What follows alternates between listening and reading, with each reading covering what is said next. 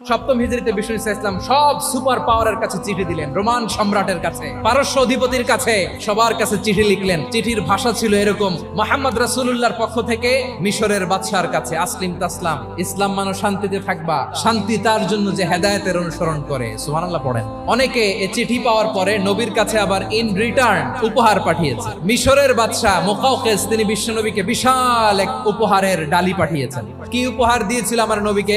1000 স্বর্ণ, 2টা খ্রিস্টান দাসী, একজন খ্রিস্টান দাস, 20 থান কাপড় জামা বানানোর জন্য, এরপরে একটা গাধা যেটার নাম ছিল উফাইর, আর একটা খচ্চর এটার নাম ছিল দুলদুল। ওই খ্রিস্টান বাদশাহ আমার নবীকে উপহার দিল। বিশ্বনবী এই উপহারগুলো সানন্দে গ্রহণ করেছে। অনুরূপভাবে পারস্যের বাদশাহ, রোম সম্রাট বিশ্বনবীকে উপহার পাঠিয়েছেন। আমার নবী সবগুলো উপহার, গিফট গ্রহণ করেছেন। তাহলে অমুসলিম কেউ যদি আপনাকে উপহার দেয়, হালাল উপহার হলে আপনি গ্রহণ করতে পারবেন।